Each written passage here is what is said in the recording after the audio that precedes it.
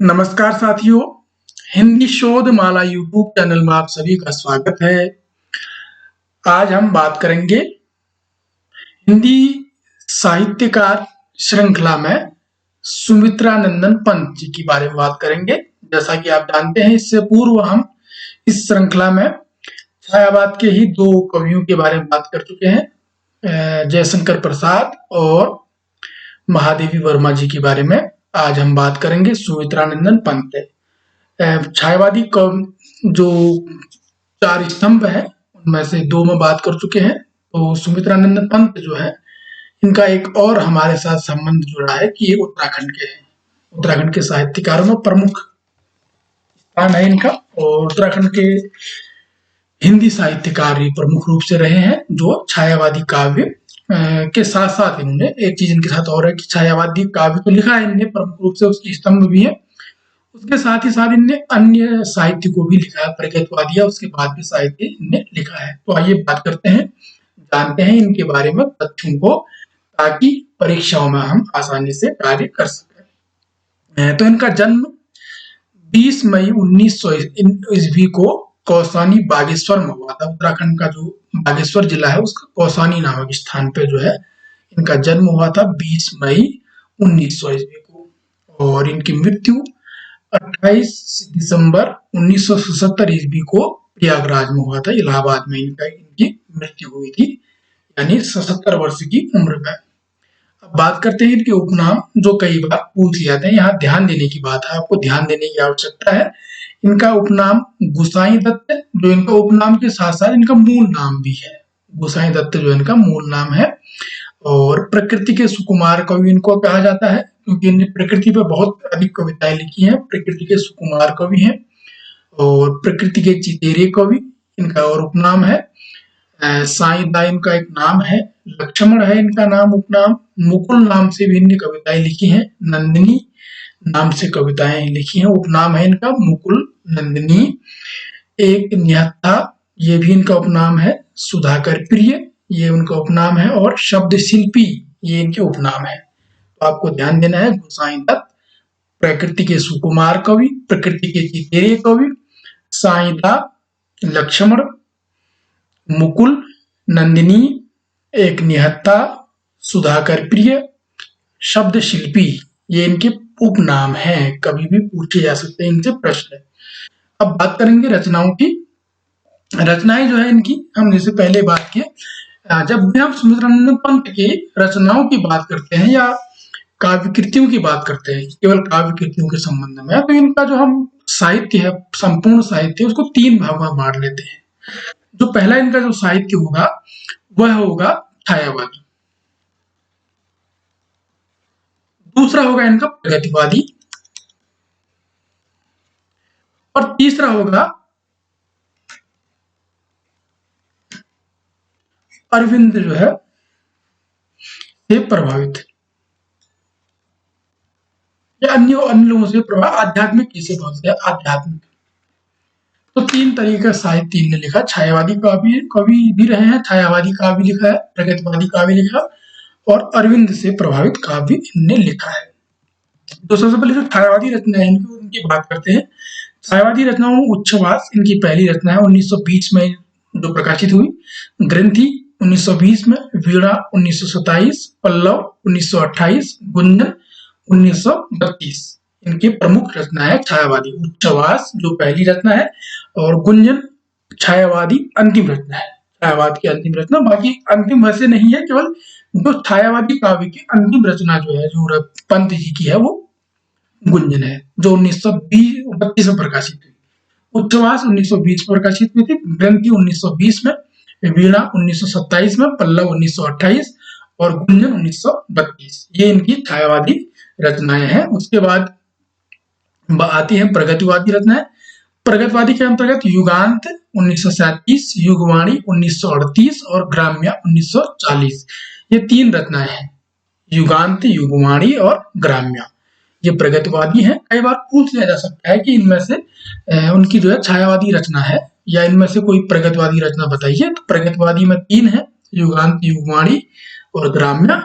अब आगे बात करते हैं अरविंद दर्शन से प्रभावित जो उनकी रचनाएं हैं, अरविंद के दर्शन से प्रभावित होकर जो उन्होंने रचनाएं लिखी हैं वो प्रमुख है स्वर्ण किरण 1947, स्वर्ण धूलि 1947, उत्तरा 1949, युगपथ 1949, चिदम्बरा 1958, कला और बूढ़ा चांद 1959, लोकायतन 1964, गीत हंस 1969। ये इनकी प्रमुख जो है अरविंद दर्शन से प्रभावित रचनाएं रही हैं।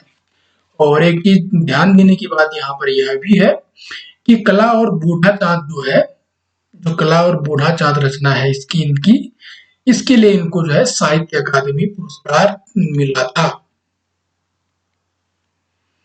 साहित्य अकादमी पुरस्कार मिला था। और एक रचना और है इनकी चिदम्बरा, चिदम्बरा के लिए इनको ज्ञानपीठ पुरस्कार मिला था। तो ये ध्यान देने की बात है कि ऐसे कवि हैं जिनको भारत में साहित्य के जो सबसे बड़े पुरस्कार है, सबसे बड़े जो सम्मान है, वो दोनों ही इनको प्राप्त हुए थे। एक चिदम्बरा के लिए ज्ञानपीठ और कला और बूढ़ा चांद के लिए इनको साहित्य अकादमी पुरस्कार मिला था। उपन्यास भी लिखा इनने, उपन्यास में बहुत ख्याति प्राप्त नहीं है। एक हार उपन्यास इनका मिलता है।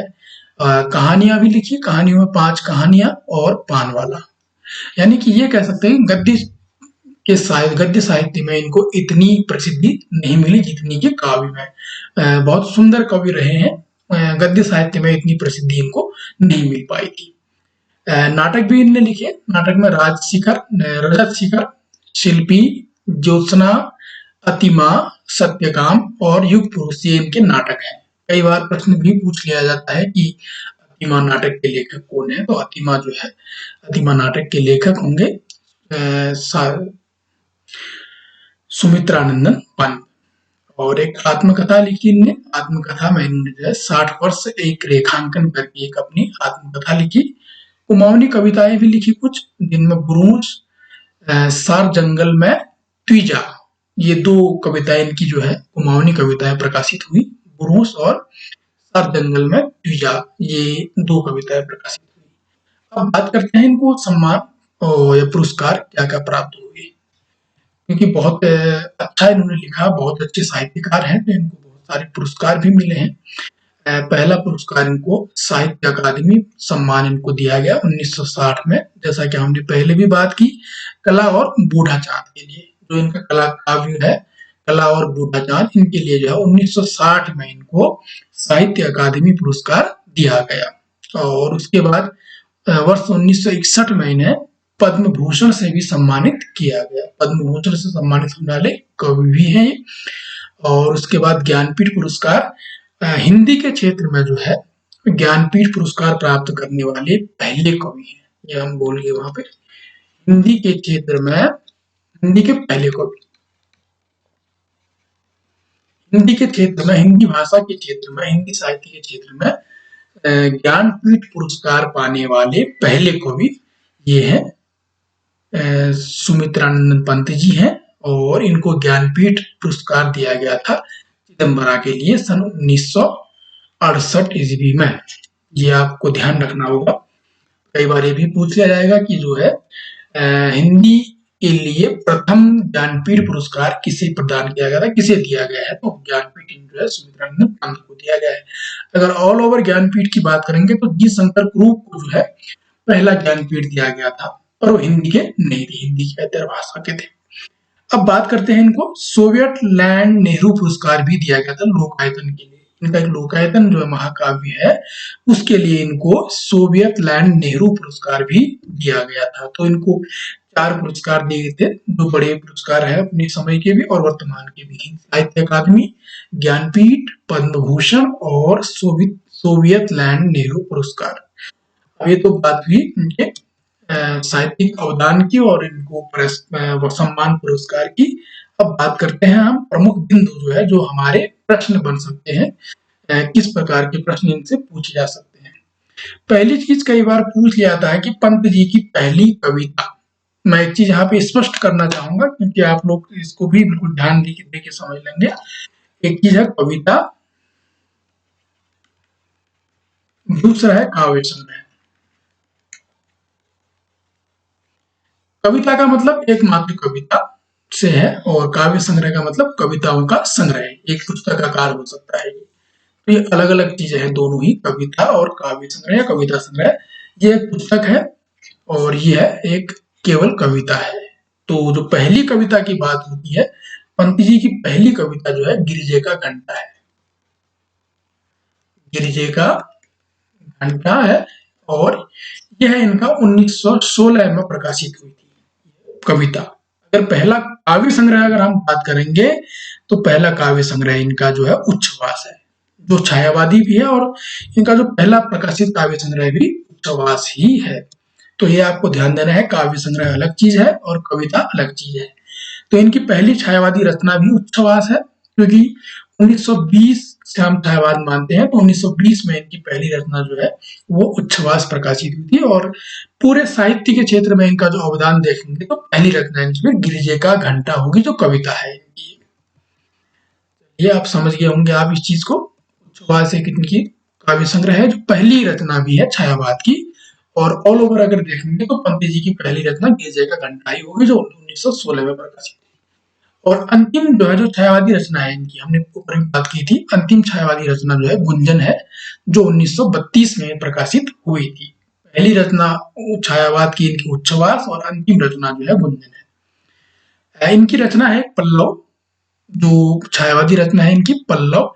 पल्लव को जो है छायावाद का मैनिफेस्टो कहा जाता है या घोषणा पत्र भी कहा जाता है। यानी पल्लव में इन्होंने छायावाद के संबंध में इतना लिखा है कि छायावाद का घोषणा पत्र भी उसे कहा जाता है, मैनिफेस्टो भी कहा जाता है। कई बार पूछ लिया जाता है सुमित्रानंद पंत की किस रचना को छायावाद का मैनिफेस्टो कहा गया है या घोषणा पत्र कहा गया है। दो में से एक ही शब्द आएगा, तो मैनिफेस्टो आएगा या घोषणा पत्र आएगा। तो आपको ध्यान देना है पल्लव रचना है। अगला प्रश्न है, इनका महाकाव्य लोकायतन महात्मा गांधी पर लिखा गया है। जो इनका लोकायतन कई बार ये भी पूछ लिया जाता है कि जो है लोकायतन महाकाव्य, लोकायतन महाकाव्य की विषय वस्तु क्या है, तो महात्मा गांधी जी पर लिखा गया है ये लोकायतन। अगला है, जो एक आईआईटी रुड़की है, आईआईटी रुड़की का जो कुल गीत लिखा गया है वो इनके द्वारा ही लिखा गया है, सुमित्रानंद पंत के द्वारा लिखा गया है, जो है जयति जयति विद्या संस्थान। ये जो इस प्रकार से जो ये कुल गीत है मैं आईआईटी रुड़की का, वो भी इनके द्वारा ही लिखा गया है, सुमित्रानंद पंत के द्वारा लिखा गया है। और कई लोग जो है इनको हिंदी साहित्य का विलियम वर्ड्सवर्थ भी कहा जाता है। जो अंग्रेजी जो है अंग्रेजी इंग्लिश साहित्य के जो है काव्य शास्त्री है विलियम वर्ड्सवर्थ, और कवि भी है साथ साथ। इनको जो है इनकी उपमा भी दी जाती है इनको हिंदी में, हिंदी साहित्य का विलियम वर्ड्सवर्थ कहा जाता है इनको। ये भी प्रश्न एक बनता है। इन्होंने 1938 में जो है रूपाभ नामक पत्रिका का संपादन भी किया। ये जो है रूपाभ नामक पत्रिका के संपादक रहे हैं 1938 से। और 1918-19 की जो लिखित रचनाएं हैं इनकी, 1918-19 में जो इनने रचनाएं लिखी है, 18-19 में जो रचनाएं लिखी इनने, उन रचनाओं का संकलन करके जो है बाद में इन्होंने 1927 में वीणा नामक जो है वीणा नामक पुस्तकाकार के रूप में उसको लेकर आई। तो ये अब प्रश्न बनता है, जो वीणा है, वीणा में उनकी कब की रचित रचनाएं हैं, तो 18-19 में जो उन्होंने कविताएं लिखी उनको ही जो है संग्रहित करके वीणा का रूप दिया गया है, वीणा में प्रकाशित किया गया है, जो 1927 में जो है प्रकाशित हुआ। तो आज के इस वीडियो में इतना ही। आप लोगों से एक रिक्वेस्ट है कि आप लोगों से एक निवेदन है कि इस चैनल को सब्सक्राइब कीजिए, अपने साथियों में प्रसारित कीजिए, ताकि इस प्रकार के वीडियो आपको देखने को मिले आगे भी। और हमारी कामना है, हमारी इच्छा है कि आप आने वाली परीक्षाओं में बहुत अच्छे अंक के साथ उत्तीर्ण हुए और किसी फील्ड में जो है नौकरी प्राप्त करें। तो हमारे इस कामना को पूर्ण करने के लिए आप लोग खूब मेहनत कीजिए और इन वीडियो को भी जरूर देखिए।